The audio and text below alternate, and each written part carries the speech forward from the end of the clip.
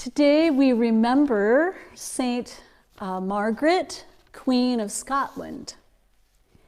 And I think that when any normal person reads the life of Saint Margaret, it is hard not to despair, not to feel wholly inadequate in both temporal and spiritual accomplishments.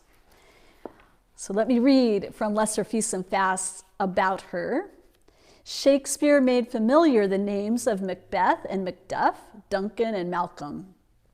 But it is not always remembered that Malcolm married an English princess, Margaret, about 1070. With considerable zeal, Margaret sought to change what she considered to be old-fashioned and careless practices among the Scottish clergy. She insisted on the observance of Lent began on Ash Wednesday, and that the Mass should be celebrated according to the Roman rite. Here we probably see this kind of Celtic Roman divide that was happening in Britain. The Lord's Day was to be a day when, she said, we apply ourselves only to prayers. So she brought back this sense of Sabbath and the Lord's Day. And she argued vigorously, though not always with success, against an exaggerated sense of unworthiness that made many of the pious Scots unwilling to receive communion regularly.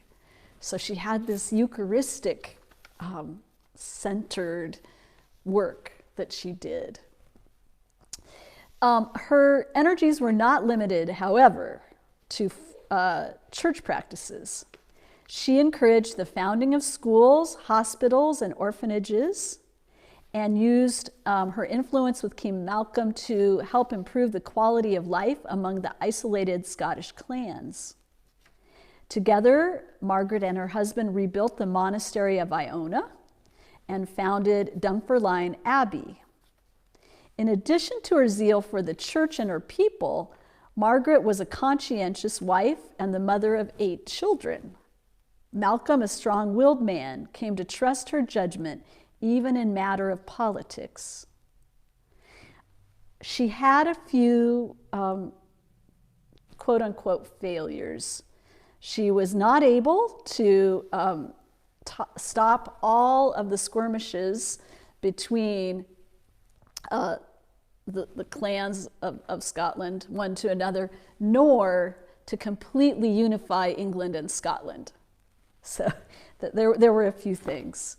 When we read this, it almost seems like she is this British legendary incarnation of that reading from Proverbs, right? That also seems a little like, okay, we're all supposed to never sleep in order to get anything done. Until this week, I've always adored Margaret, but I did not realize that as a girl, Margaret was a refugee. When I looked into the history a little deeper, she was born an English princess.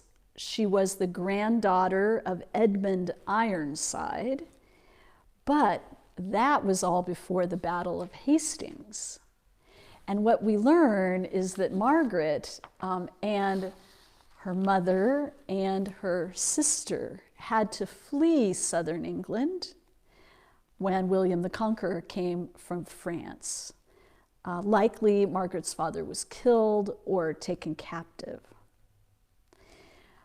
I imagine that when she came into Scotland, she was a woman who had known a lot of privilege, who had owned fields, but she now flees. Margaret was a person who in her youth knew suffering, who saw war. She knew loss.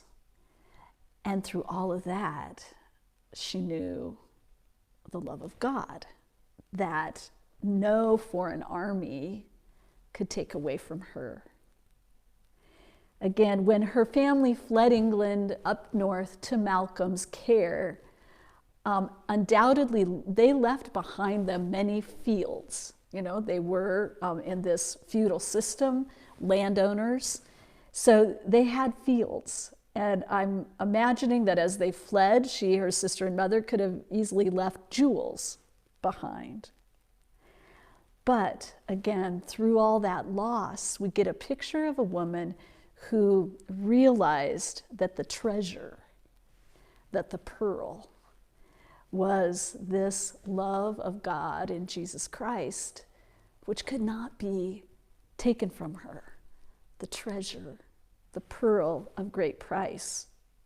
And what I see when I look at this queen was a woman who took a field. We could say in a way that Scotland was Margaret's field.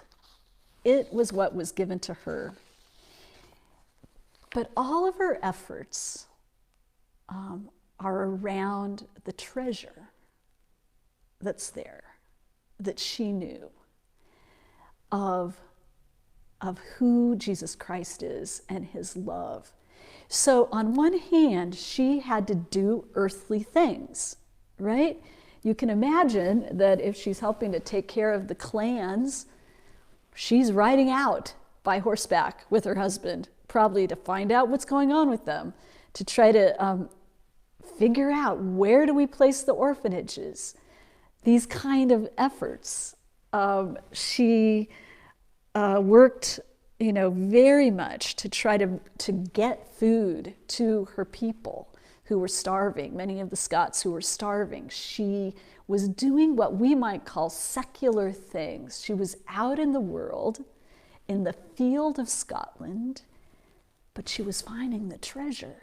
She was finding the values that she knew through the Gospels, the values of Jesus Christ. So when Jesus says, "Blessed are the peacemakers," she's out in the field of Scotland and she is seeking peace because that is her Lord. That is the value of the pearl of great price.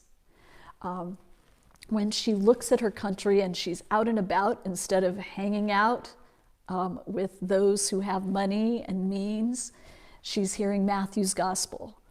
Who comes to you and asks for bread, who asks for water, there I am. So again, she finds the pearl of great price in this earthly field, in these endeavors to which she's called. And I think she's an amazing model for us. There is much in our society that calls to us. And each of us has a field. It may be University of Kansas and Kansas State University. It may be the Diocese of Kansas and these 44 churches. It may be my town that's now got COVID through the roof and a hospital. It may be the hospital that has no beds left. And I, as a clergy person, am there, or a lay leader, am there in my town. We have to endeavor to work in the so-called world. And there we find the places where the pearl of great price is waiting, where the treasure is hidden in the field.